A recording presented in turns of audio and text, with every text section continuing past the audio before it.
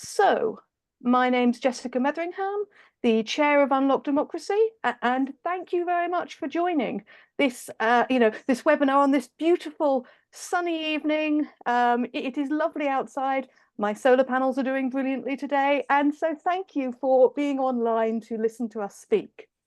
So, just of those who have come in, we'll start properly.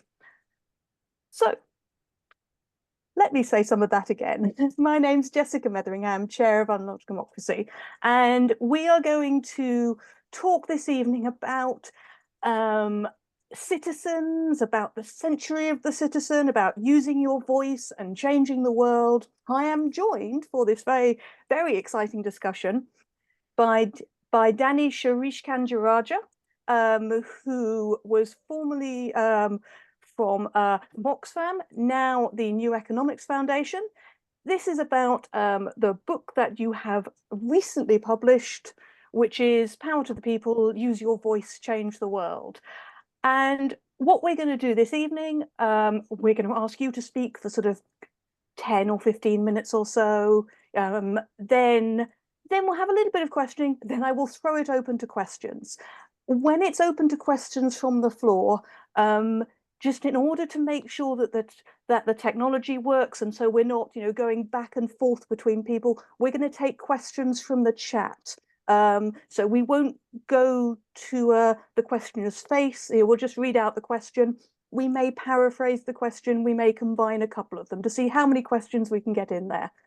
So, Danny, can I hand over to you? Welcome. Brilliant. Thanks. Thank you very much, Jess. And thank you to Unlock Democracy for hosting this event. It's been fantastic to be involved, even in the 6 months that I've been at the New Economics Foundation, with Tom Brake, the director of Unlock Democracy, and others on campaigns to revitalize and reimagine democracy here. And so thank you very much for giving me the chance to talk a bit about the book. Jess, you said it's been published recently. It's actually published in the UK today. So today's the sort of launch day of the book. As you say, it's called Power to the People, Use Your Voice, Change the World. And it's a book in some ways that probably contains a lot of material I suspect members of Unlock Democracy will be very familiar with. But perhaps I could just use this opening segment to talk a bit about the genesis of the book and some of the main arguments, and then we can go into a discussion. The book in some ways starts when I moved to South Africa in 2013, so just over a decade ago. I had the opportunity to serve as as Secretary General of an organization called Civicus, and Civicus is the global umbrella body for civil society around the world, a membership-based organization that had members, NGOs, and other civic formations all around the world, headquartered in Johannesburg. And I was really excited about taking up that job because in some ways it felt to me like we were at the start of what would become the century of the citizen, that phrase you used. If you think about the early 2000s, there was so much excitement about people power. There were all sorts of social movements going on, Occupy Wall Street, for example. The Arab revolutions were overturning autocracies. The internet was allowing us to organize and mobilize in ways that would have been unimaginable even a few years ago. That it was easy to think about how civic life was going to become more important, that we would be able to create new mechanisms powered by the internet to revitalize our democracy, to connect with each other, to speak truth to power. And so there was a lot of optimism. But sadly, the genesis of the book is that year after year, in the 6 years I was doing that job, things seemed to be getting worse, not better. That wherever we looked around the world, the conditions for us as citizens to organize and mobilize, those civic freedoms, the freedom to associate, assemble, express ourselves, were being challenged all over the world. Protests were actually being shut down. Organizations were being regulated through really intrusive regulations that required NGOs or charities to go through ever-increasing hoops just to stay open. There was a sort of demonization of civil society, of people and organizations that dared speak truth to power were increasingly being called traitors or undemocratic and unaccountable. And what we saw was a clampdown on civic space, on civic freedoms. And during the 6 years at Civicus, we saw this happening at a global, as a global phenomenon, to the extent that in many parts of the world, activists were being targeted and killed, sometimes by state or sometimes by parastate actors. And so, what was worrying was when, by 2015-16, we did a global study of civic freedoms and found that only 3% of us on the planet lived in countries which were genuinely open, in which we had those civic freedoms and civil society rights. And that was a sort of a really worrying phenomenon. And the first part of this book and the sort of genesis of this book was really about how do we fight back? How do we protect these fundamental human rights and protect our ability as citizens to organize and mobilize? And there's a bit in the book about that. But in some ways, over the years, the book has taken me to where I suspect a lot of Unlocked Democracy members are concerned, which is that the more I thought about civil society and civic freedoms, the more I ended up looking at democracy. That actually part of the challenge was not just that fundamental civic freedoms were being challenged, but the nature of democracy itself was being challenged, and that wherever we looked, even in relatively mature democracies like the one in the UK, there were really worrying signs that trust in politics and politicians were falling almost everywhere. There was a rise in autocratic regimes and autocratic tendencies, even amongst democratically elected leaders. Politics was becoming divided, that it was too easy to demonize those who critiqued power or who spoke truth to power. And in some ways, I sort of came to the conclusion that the only way to save civic space, if you will, was to fix democracy. And so a lot of the book is about how do we reimagine democracy to be far more deliberative, far more participatory, far more liquid, far more everyday. And the more I did research on this area, the more I discovered that in some ways we've been sold a lie. In many, many parts of the world, we've been told that this is as good as it will ever get when it comes to democracy. That, representative democracies with, bicameral legislatures, with political parties in this way, with, very traditional political electoral systems, and a vote every few years was the be all and end all of democratic life. And that's just not true, because many of these institutions themselves were created in very different eras and were the result of very different settlements, not actually often aimed at creating direct or deliberative democracy, but simply to buy aristocrats and elites into the democratic project and giving them special status, often in upper houses like our House of Lords.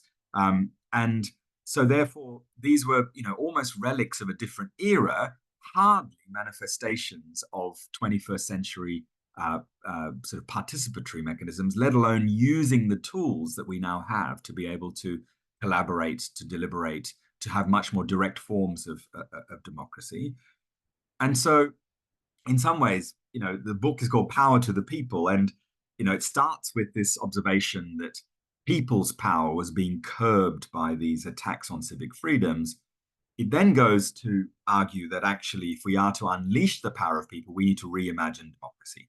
And we need to think about, and there are plenty of ideas, many of which will be familiar to your members, about how we could, augment democracy as we know it with deliberative mechanisms. So many others have argued, and I argue in the book, that we should replace in the UK this outdated notion of the House of Lords with the House of the People. Why is it that in the 21st century, Britain has the world's second largest legislative chamber, second only to the People's National Assembly in China, that's entirely unelected? A third of those members are former politicians. 7% of them are not just former politicians, but donors and advisors. How is it that we allow people who pay political parties to serve in our legislature? And yes, of course, many, many members of the House of Lords perform an incredibly valuable review function today and improve the quality of our democracy in some ways. But I think we can do better than that. Why not make a permanent deliberative mechanism, a permanent citizens' assembly, and replace the House of Lords as we know it, or at least add another chamber if we really need to, to improve the quality of democracy. So there are ideas like that. And then the third element of the argument, if you will, and I'll finish on this, is that it strikes me that just reimagining democracy as we know it and reimagining democratic institutions as we currently know them is not going to be sufficient to restore trust and engagement and confidence in our political system. And in the book, I talk about three other arenas where we have to democratize how society works. One is the economy. I work at the New Economics Foundation, a think tank, a progressive think tank that's been around for 40 years, whose purpose, his mission, is to challenge an increasingly extractive and damaging set of economic formations. An economy that is out of control when it comes to, for example, inequality, that we are seeing eye-watering levels of accumulation at the top. The rich really are getting richer. There's a new billionaire being created almost every day around the world. While there are increasing numbers of us who are living in poverty, there's far more people who are living in insecure lives with precarious work conditions, working but still living in poverty. And of course, meanwhile, the economy, runs roughshod over the environment, over nature, and we fail fundamentally to price the cost of our economic activity on nature and those sort of so-called externalities. And so one element I think we need urgently to democratize is the economy itself. We need to make sure that more of us have more of ownership over economic life, and that the idea that short-term shareholder capitalism and the sort of rent-seeking behavior that we're seeing should not be acceptable. And instead, we need far more democratic arrangements in which each of us, whether we're workers or owners or consumers or shareholders, are far more active in economic life. And the good news here is there are plenty of examples by which we can, and many people and many societies have, democratized aspects of their economic life. Take cooperatives, for example. In the UK, there have been cooperatives for hundreds of years. Or even today, 3% of our economic activity is produced by cooperatives of one form or another. So why couldn't we scale those up? Why couldn't we make more common employee-owned businesses? With about 1,500 of them today in the UK, we should be ramping up those so that more workers feel more of a stake in the companies that they work for. Let's change the way that shareholding works so that we have more activist shareholders. I talk about these fabulous examples of activist shareholders fundamentally changing corporate policy by using shareholder power for good. And so we need to democratize the economy. Secondly, digital spaces. I talked about my hope and optimism about the digital world in the 21st century, and I do remain optimistic about the role that digital life can play in democracy. But in order to do that, we need to be far more intentional to democratize our digital spaces and digital lives. And that means being serious about making our platforms, the platforms we communicate on, genuinely public spaces, owned or at least regulated with public good in mind. How is it that the digital platforms that so many of us use in everyday life are not only just owned by private interests that seem far more powerful than even our states and regulators, but worse still, we've become the commodity. We talk to each other on Facebook or WhatsApp or whatever else it is, and it feels like this is the new agora, the public space in which we're communicating. But not only is that, is the algorithm wicked in terms of what it shows us, but our eyeballs have become the commodity by which tech entrepreneurs are becoming extremely rich, extracting huge amounts of capital from digital life. And again, I think the answers are relatively straightforward. We need better regulation of these digital public spaces. I think we should be promoting platform cooperativism, that we can create more communally owned or mutually owned mechanisms by which we live our digital life. And we should lean into digital technologies to create far more democratic organizations. Many of you will know decentralized autonomous organizations or experiments with creating less hierarchical digital infrastructure that allow us to participate more as equals rather than in a hierarchical and extractive way. And the third facet of sort of democratizing life is about what happens in the global domain. So many of the challenges we face today in the world are global in their nature, whether it's climate change, economic inequality, human mobility, I could go on. But the mechanisms by which we are trying to address those global challenges at the global level are almost unimaginably undemocratic. Global decisions are more often than not taken behind closed doors by unelected diplomats using hardly transparent about what happened, the negotiation, the horse trading that's going on when those deals are done. And we rely on this fallacy that there's a sort of one state, one vote system in our international organizations, when in fact, power is held by a few states. The institutions themselves are designed to protect the interests of Second World War powers, if you will. And we as citizens hardly get a look in. In fact, I tell the story in the book of being involved in the early 2010s in an attempt to crowdsource what were to become the Sustainable Development Goals. These were supposed to be the goals that embody sort of we the people's ambitions for sustainable development. And so we did this exercise to consult many, many people. I think some 3 million people ended up contributing to the My World survey. And a colleague of mine who works in the UN said, a very senior diplomat said, "How very dare you ask our people what they want? We're the diplomats who represent what our people want." And to me, that was a sort of epitome of this assumption that we've made. We've been told that democracy at the global level just can't happen. Whereas I'm almost certain that at some point in the future of human history, we are going to have to be much better at delivering more democratic global mechanisms. So why not start now? Why not be intentional about it? Why not adopt great design principles to make sure that global decisions themselves are taken in a far more participatory and ultimately democratic way?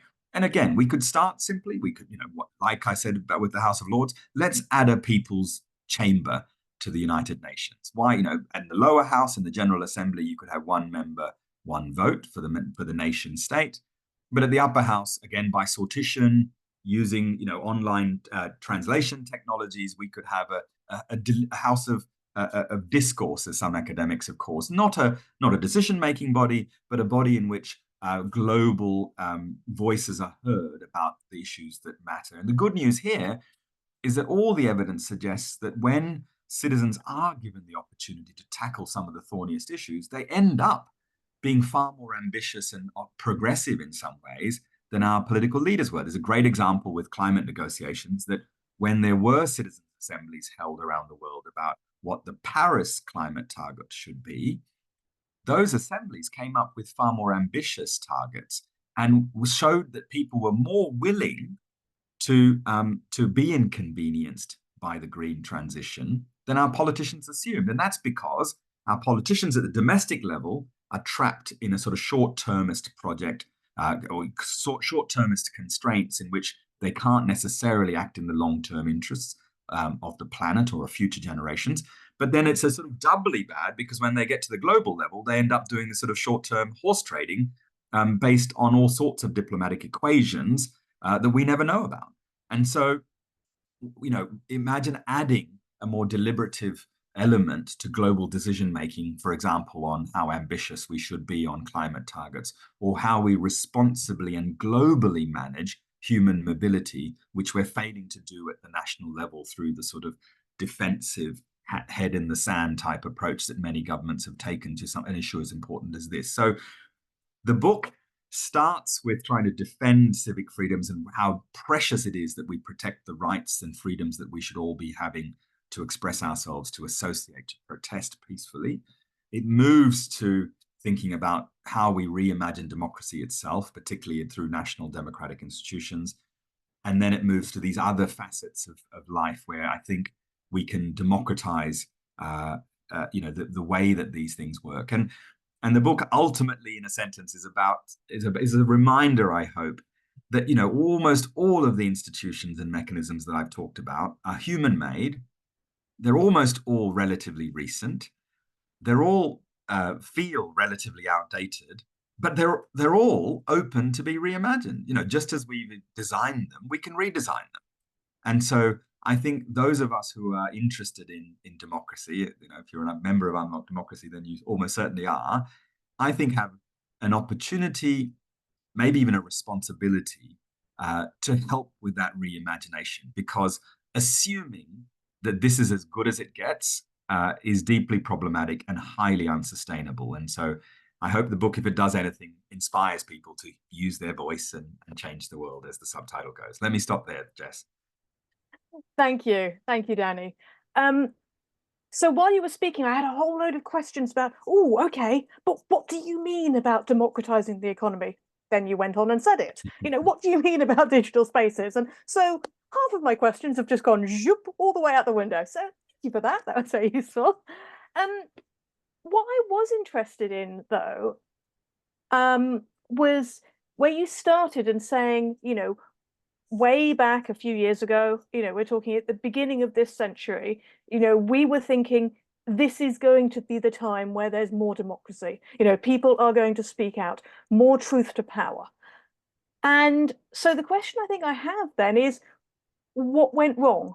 Was it that people express themselves in different ways? Because people do, and people learn in very different ways. And I think that if you took people's heads apart in a completely non-creepy manner, then you would find that actually, we don't work the same.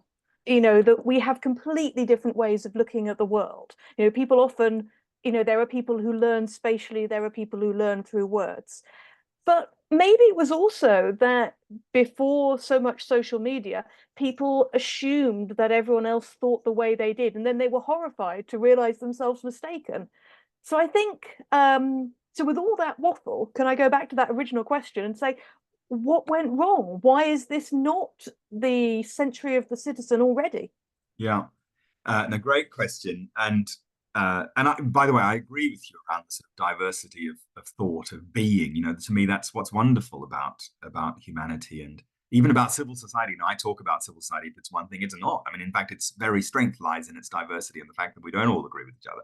But, to me, that is the point of democracy, right? It's probably the least worst system we have for sorting out our differences and allowing us to move forward and disagree kindly and constructively with each other. And in some way, part of what's wrong is that the institutions and mechanisms we have for sorting out those differences are not working. Why is it that trust in politics is falling? I mean, in this country, I'm sure you're familiar with the Gallup poll that's been done every few years, the latest one of which shows that only some 2/3 of British people think that elected officials in the UK act in their own interests, double what the figure was two decades, 3 decades ago. Only 7% of us think that politicians act in the national interest. That's not sustainable. But what's going on is this sort of the sucking of trust and confidence in these institutions, which is why I think modernizing, reforming, reimagining how these institutions works is so urgent, and why it would be willfully neglectful of political leaders to ignore that, just to proceed as if nothing is wrong. We can just keep on going with these current systems, current electoral systems, current bicameral systems, current unelected chambers. I think the mechanisms themselves have not been able to resolve some of these differences, particularly referendums. I'm a big fan of referendums or any form of sort of public mechanism, but sometimes they've been shown in recent years to make things worse. That you take a thorny issue, divide it into a crude question where little information is actually known, a lot of hostile and sometimes deliberatively dangerous rhetoric is thrown around, and society ends up disagreeing badly. We end up being more divided as a result of a referendum. There was a recent one in the UK that comes to mind where that happened. And so there's those mechanisms. Secondly, I think there is what's happened to the internet. I think there was a naivete amongst policymakers and regulators that this would all sort itself out. The internet was the sort of wild west of regulation. People just get on and did things, and people almost naively or in a utopian way just assume the internet would automatically be fine. In fact, I quote Ev Williams, who founded or co-founded Twitter, and he literally said in his reflective moment many years later, he said, when we thought we created a platform like Twitter where people could freely express themselves, the world would automatically be better. And we were wrong. And in fact, those very mechanisms have not only failed to be more inclusive and cohesive, they've driven division. And so I think there is a challenge there. And finally, in some ways, civic freedoms and the ability of citizens to protest, to speak truth to power, have become sometimes the only effective way to challenge power. In countries where there's been an increasing collusion between political and economic elites, where there's been a shutting down of political opposition, civil society, citizens are all that's left to try to curb some of those excesses. And so no wonder authoritarian regimes or leaders with autocratic tendencies come after us.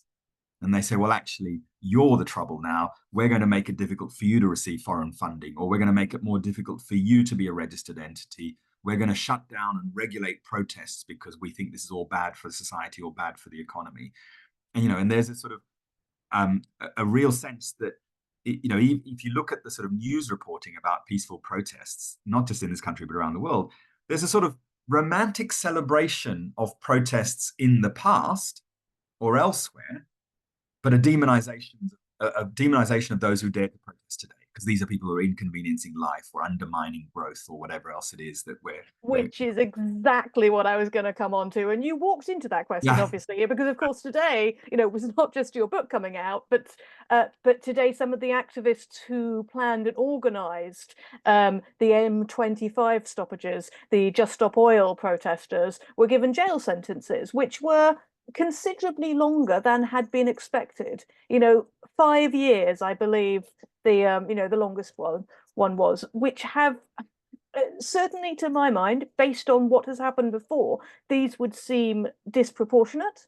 A few years ago we had the policing bill, the police crime sentencing in courts, and I never quite get all of those things in the right order, despite the fact that I worked on it. We had that, which looked at some of these restrictions to protest. So, do you think that we're very much, there in that position now, where we are restricting the non-violent protests? They're non-violent against people. What sort of mild inconvenience, can people stand, I suppose, is the question. Yeah, I really do worry, and I worry in particular about the UK, because not only are civic freedoms here in this country under serious threat. Let's take the Civicus Monitor, the organization I mentioned earlier, produces a monitor which looks at 195 countries around the world, and in as objective a way as possible, looks at civic freedoms. And it classifies every country in the world into a 5-point scale. So it's sort of from closed to open. You'd expect Britain to be open. We think we live in a mature, healthy democracy. In fact, only 3% of the world's population live in what Civicus thinks are truly open societies. And Britain, in the last 5 or so years, has been downgraded not once, but twice. So according to the Civicus Monitor, when it comes to freedoms, civic freedoms, including the one to peaceful protest, we're along with a bunch of countries like Hungary and Bolivia and elsewhere, not what we'd think as mature democracy. So that's bad, that there are those mechanisms, all those bills and measures that you're talking about, in which we're falling behind dangerously. But worse, maybe more worrying, is that no one really seems to care. And worst of all, when Civicus downgraded the UK at one point, Jacob Rees-Mogg was leader of the House of Commons, and he was asked a parliamentary question about Civicus's downgrading of the UK, and he literally laughed it off. He said, this is ridiculous, this silly little organization, I quote, we have had democratic freedoms enshrined in this country since the statue of William and Mary, and these are firm and resolute. And that's nonsense, because we know from world history again and again and again, it's that complacency that opens the door to autocracy, and that it's to authoritarianism. And it is really urgent that we remind people that no matter how inconvenienced you might be, as long as someone's doing something peacefully and lawfully, unless those laws themselves are put in place purposely to prevent those people from protesting, that is a price worth paying for protecting our democracy. And I really worry that not only things here have been getting bad, but it feels like there's that sort of willful negligence, almost complacency, certainly by some of our political leaders. And we need to urgently correct that. Thanks. Looking through the questions that people have asked, someone who says, what can a pensioner do to change the world? Which, I mean, maybe it is, going out there and, well, perhaps not attaching yourself to something, because that is definitely against the Policing Act. But there will be other things. There's another question which is similar, which is about whether grassroots policies, those are the answers to the environmental crisis. Do answers come from the grassroots rather than from the top? Both fantastic questions. So on the what can pensioners do? I think there's some of the bravest, most inspiring activism I've seen have come from older people who've come to realize the urgency of it. In the book, I talk about Jonathan Porritt, who some of you may know, co-founder of the Ecology Party, now the Green Party, and Forum for the Future. And in his blog, I was very taken last year. He said, he's in his late 70s now, and he's come to the realization that sort of tinkering about playing, trying to influence incremental change inside the corridors of power is not going to do it anymore. And he openly declared his support for Just Stop Oil. I don't know if Jonathan's been chaining himself to anything, but it's quite telling that one of the most sort of respected insiders, if you will, on the environment has now realized that we need something more urgent, something more dramatic. But in the book, I also talk about pensioners because of pension power. There's a fabulous campaign called Make My Money Matter that's co-founded by Richard Curtis, the filmmaker and co-founder of Comic Relief. And it's basically a simple point, which is, most of us hold some form of pensions. We should get much better at making sure that our pensions are being invested in the right things. There's a woman called Dr. Bronwyn King in Australia who was a very successful surgeon who was tackling lung cancer caused often by smoking. Turns out she discovered that her own pension was being invested in tobacco companies without her being told.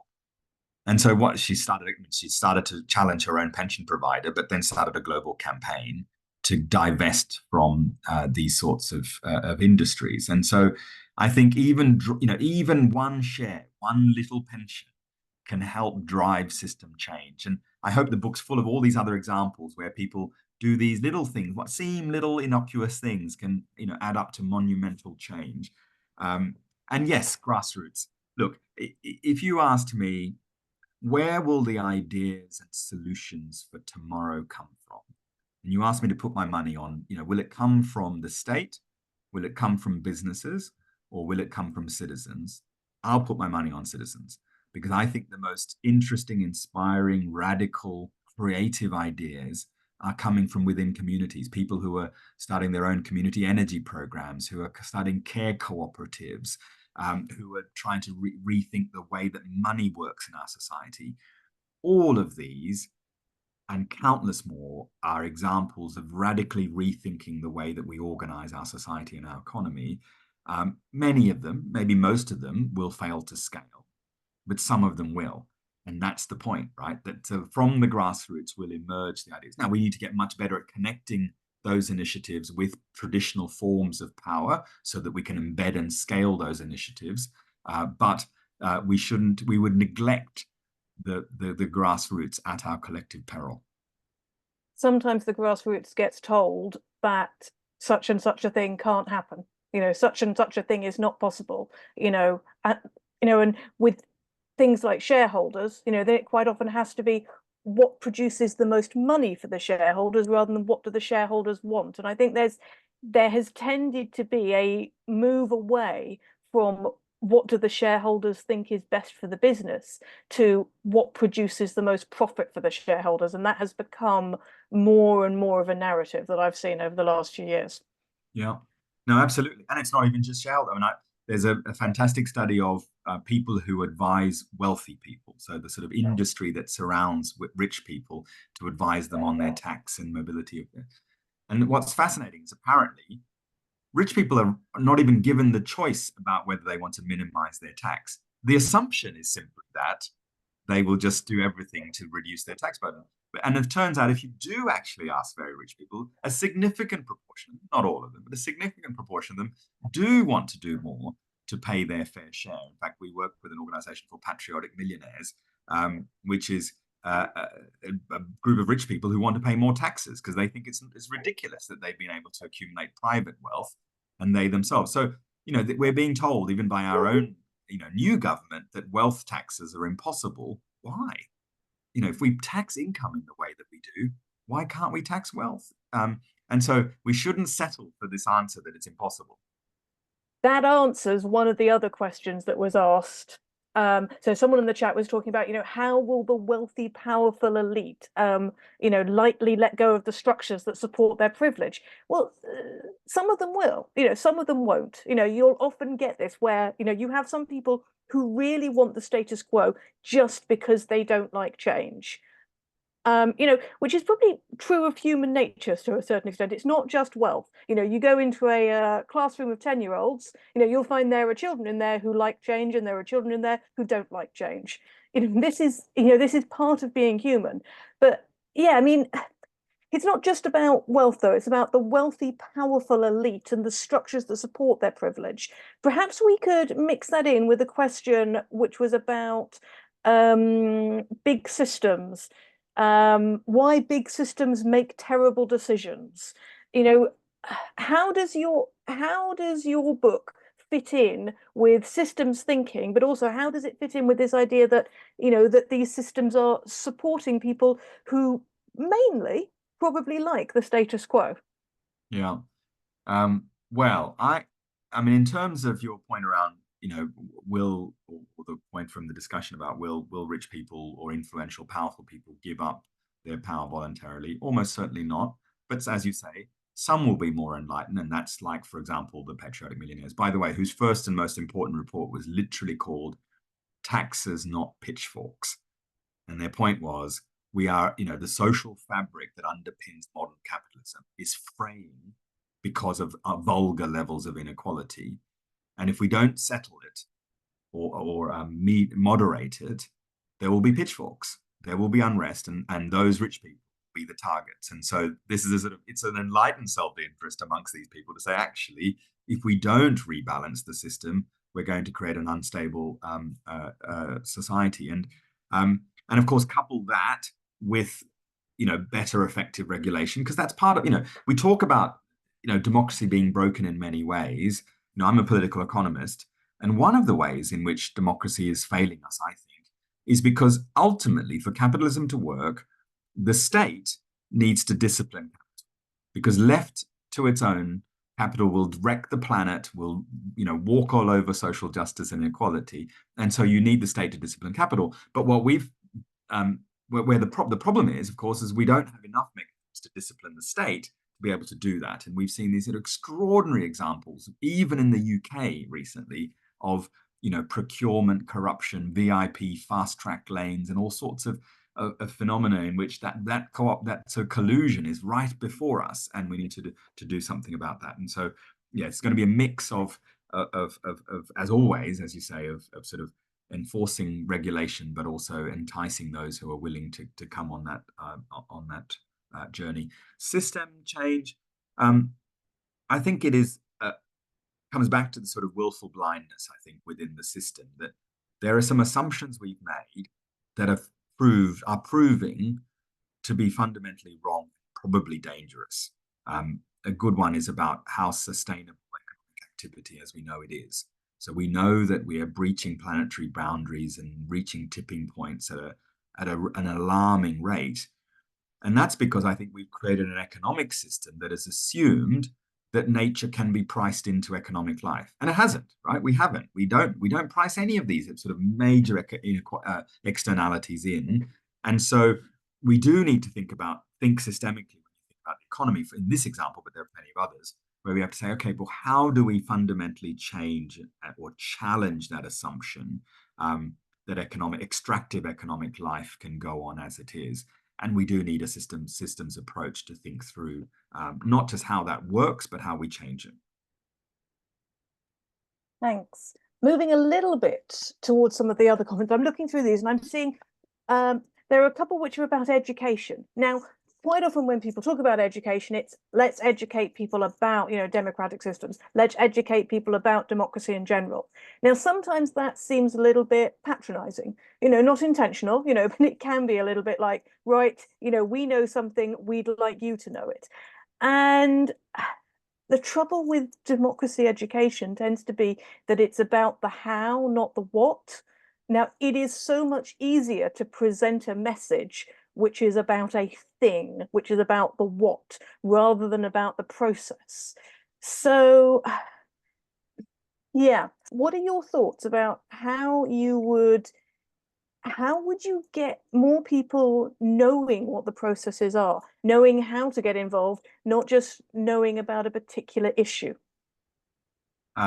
So I suspect there are many people on this call, and I've seen a few names that are familiar, that know far more about democracy education or citizenship education than I do. And so let me humbly offer two sort of layperson's observations here. One is that I think, if democracy education is about teaching people how institutions of the past worked, now, I love history. I'm coming to love history more and more as I get older, but it can't be, if it's about saying this is how it will work and it will work forever, I think we're lost. And so rather, let's have a creative conversation, particularly with young people or people who are digital natives, about what are those mechanisms through which we can quench our thirst for democracy that are far more participatory and digital first and so on, because I think that is where the vanguard of democratic innovation will be.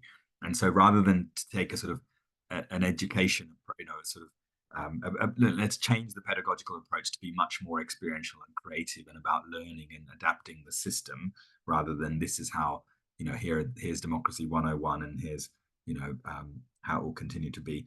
And then secondly, there's I spent many of those years, certainly when I was working for Civicus, focusing almost always on the pointy bits of civic life, the protests, the organization that dared to campaign on something that spoke truth to power. Increasingly, I think those sort of mushrooms, the manifestations of civic life that we do see, the protest or the campaign, are nurtured by that underground network, the mycelial network, the fungal network, whatever that nature relies so heavily on. I think of civic life increasingly in that way.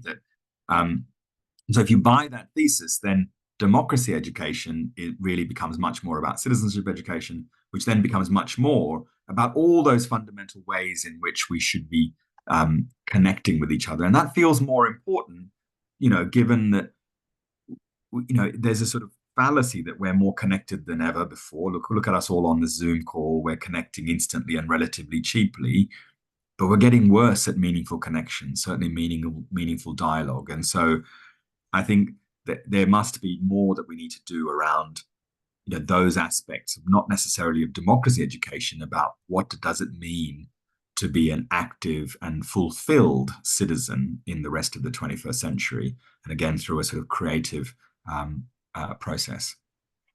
The important words there for me, I think, were creative process, because I think that it's the fun that has to happen. So with this, this network, this fungal network somewhere, where things crop up from below, then the fun has to be the compost, the compost and the water and the nutrients that actually make something blossom there, because you can't get anywhere without fun. That might be because I'm a board game designer, so that's what I do. So I come at it from that approach. You're putting the fun into fungal. Exactly. Just to get a couple of more of these questions, and I'm zooming through them, and there are some really interesting ones. Global democracy, countries' sovereignty. How will that work? Is there a clash there, do you think?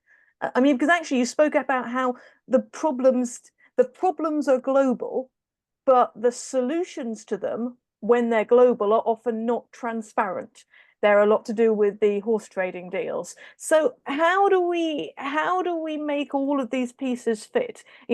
We want the individual country's sovereignty, to a certain extent. We want transparency. We want to know what's going on. We also want a solution to the global problems. How does it all fit together?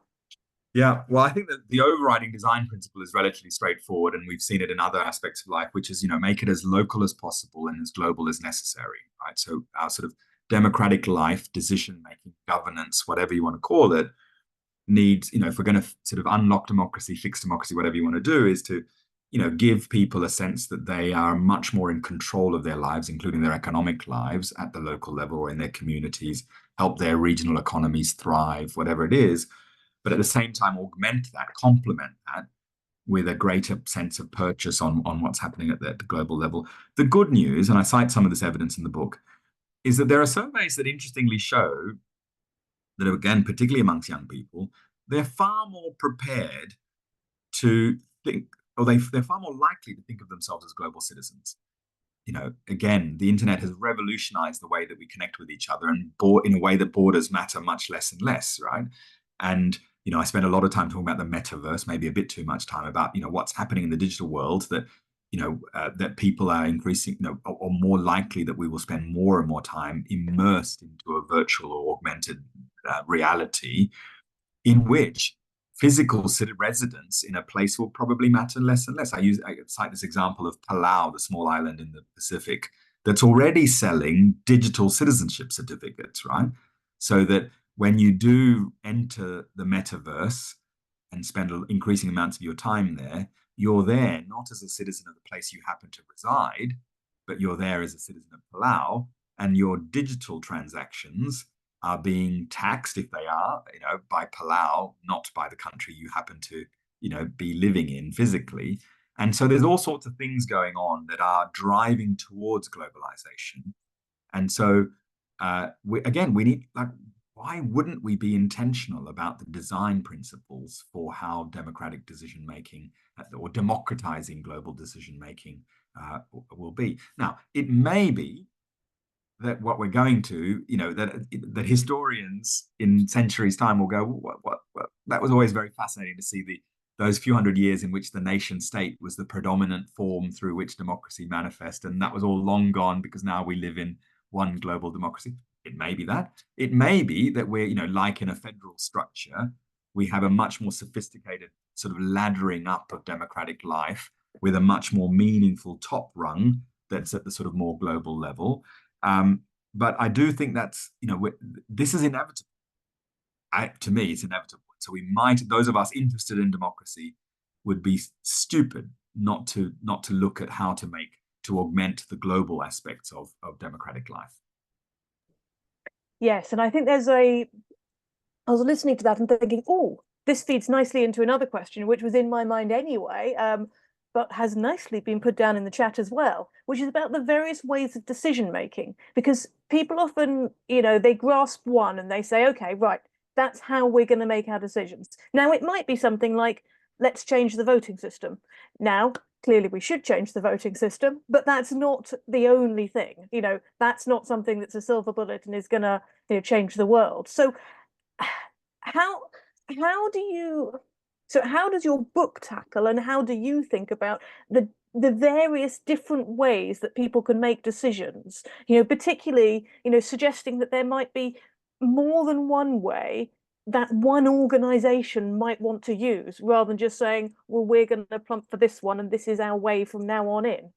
Yeah, well, I do like, I'm probably not a democracy geek, but I do love a bit of debate about electoral systems. I grew up in New South Wales in Australia, where at the time we had a sort of modified alternative vote where, at sort of upper house elections in the Legislative Council, you could vote above the line and the party that you vote for then distributed. Love the Australian system. Yeah.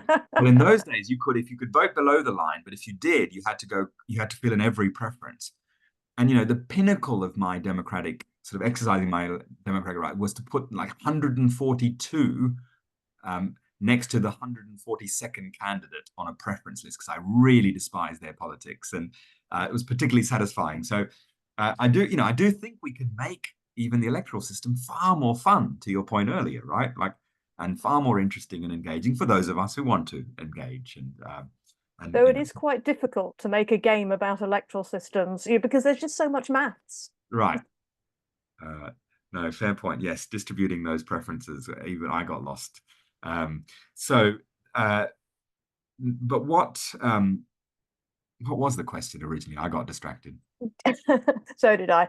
Different decision making systems within one organization. I think that sometimes organizations say, "Oh, let's just do this. This is our decision making system." Whereas actually, there are a whole load of them. There are decision making systems where you do it by consensus. They're in the room, and you're taking the minutes while you're doing it and writing everything down and reading it back and saying, "Oh, let's just check we're agreed on this," etc. But sometimes it can be that actually one organization can use more than one decision-making system, and that can benefit them. Yeah. Maybe I answered that for you.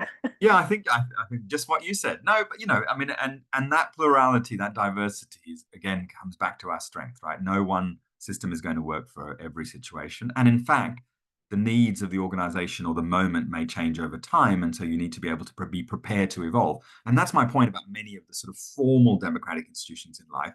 We've been led to believe that these are immutable, right? Or that all we can hope for at the House of Lords reform is that the 90-odd members of hereditary peers are going to somehow be sort of grandfathered or sunsetted out, rather than think through, well, what is the sort of decision-making system we need at the level? But yeah, and in every aspect of life. And again, I come back to the sort of the good news is there are so many creative ways in which people can make decisions or learn to disagree with some decisions they don't like.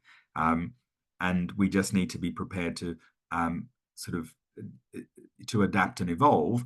And also, it is a competitive market. I don't mind that there are lots of different organizations sort of plumping for different solutions. That's part of the sort of marketplace, if you will, for ideas. And we just need to find a good way of selecting the one that works and be prepared to ditch it and move on to something else if it's not working as well as we hope. But what do we do? How do we deal with when that doesn't work, essentially? Some of the most effective citizens' action has been very firmly not progressive. It's been, perhaps funded by wealthy interests. The fuel tax protest, so there's a comment in the chat, that's giving a couple of examples of this. The fuel tax protests, the yellow vests in France, the Tea Party movement, that kind of thing, where it is very definitely not progressive. They're asking for a more authoritarian approach. How do we deal with the fact that that's very popular and that has been very successful, and that is perhaps that's been the century of the citizen. It's taken on that approach rather than the approach we perhaps would have preferred. Yeah. Well, no perhaps about it. No. I was very tempted to have a chapter in the book called Uncivil Society, to cover all those those types of movements of phenomena where they do, they're anti-rights, they're regressive. But I couldn't find a way of defining what uncivil society would be, right? Because just because I don't like something doesn't make it more or less right. And in some ways, that's the point, that we need to be nurture civil society, be prepared that there are going to be some movements or forces that will be pointing in very different ways to, say, societal values, but then also design the system or nurture a system in which that can be challenged, not shut down and not in a destructive, antagonistic way, but where we can learn to have some of those debates. And of course, we do have fundamental human rights, Universal Declaration on Human Rights, for example, and I think no civil society movement should be, in breach of those or fundamental principles. So, as long as you've got the guardrails in place, you need to leave that space as open as possible, because if you don't, you end up with, people who are really frustrated that their view is deemed so unpopular that it's being shut down. And that, to me, just increases the chance of even more extreme reactions, whether it's sort of a move to extremism in political preferences, or indeed to violence to disrupt the system in a less. I noticed there was some comments about what happened in Capitol Hill a few years ago. And so if we don't have the escape valves for venting some of those views and opinions, we run the risk that it gets more extreme and more dangerous. Thank you. We've got 5 minutes left, so I think there's time for one more question. And I think this is the question I think is always the hardest question to answer, because it can be a little bit vague. And it's been not quite mentioned, but it's been referred to, talked around a bit. But it's, taking account of the fact that people do, express themselves in different ways. People start in different places. They often, their approaches are different. The ways in which people are different. The diversity of opinion and the diversity of approach. How do we speak to them where they are? We talk about speaking truth to power a lot. We talk about speaking truth to power, but power is not necessarily, the decision makers. The decision makers sometimes feel as though they have very little power. They sometimes feel as though, the power is all with the money, or the power is all with the media. There are a couple of questions about the media and social media and, how we communicate on that. But how do we talk to somebody where they are while simultaneously talking to someone else where they are, which is going to be a completely different place? How do we get a message out to lots of people? Yeah. No, great way to finish. I noticed that one of those questions came from someone called Chris, who I haven't seen for about 25 years. Thank you, Chris, for your question around sort of social media. So, what I mean, a good place to start is to be, again, intentional about how we want the digital agora to look and feel. What are those guardrails? What are those rules? And it could be as simple as, treating our social media providers much like we do our broadcasters, and regulating them with some public service obligations, or the onus to tell balanced and balanced views and so on. It could be that we regulate them in the way that we do public buildings and impose on them a duty of care. When we go and step into a public building, there is a duty of care on everyone who uses that building. It's not the rule is not prescriptive about what needs to be in place to provide. But if the owner of the building is shown to be negligent in not doing enough to prevent harm, they could be liable. In much the same way, why wouldn't we treat our social media and digital organizations in the same way? So I think there are regulatory approaches to make the digital public space far more public-minded, or far more of a public good. In terms of getting to people where they are, I think that that's another tragedy of the situation that we've gone, a sort of false promise, a false hope that we were given, which is that everyone is equal to have their say, and it's just not the case, right? I worked in international development, and sadly, there are billions of people who are living at the margins of economic life, who just don't have the time, unfortunately, let alone the mechanisms to be able to fulfill their democratic life and live full political lives. There are people in our own society who are systematically prejudiced and are disadvantaged when it comes to having their voice heard. And so we need to be I hope the lesson of, particularly of recent movements like Black Lives Matter or Me Too for that matter, are about the need to to be intentional about making sure that those voices who are less heard, who are marginalized, who are actively discriminated against, and that sort of lived experience is put at the heart of some of our decision making and our discussions about what matters in society. And so I think there's no easy answer there, but a good starting point is the recognition that we need to do more to get to people where they are in the first place, and then have that meaningful way of give them meaningful, accessible ways of participating in democratic life, and not leaving it to those of us who are lucky enough to have the resources, the time, the mechanisms, the digital tools, and so on, to be able to participate in the way that we do. And I think the onus is on all of us to do more, to be genuinely more inclusive in the discussion or the conversation. Thank you. Thank you, Danny. That was a really interesting talk. So your book is out today, published today. will it be published for the US as well at some point? I'm not sure. The publisher is in charge of that, but it will be available in other countries to be shipped from the UK edition. I think another one's being done in Australia. Excellent. Well, thank you very much. Thank you to our audience for spending this, this quite long evening talking to us. Thank you for all of your questions. We hold these sort of discussions on a fairly regular basis. Please do check the events page.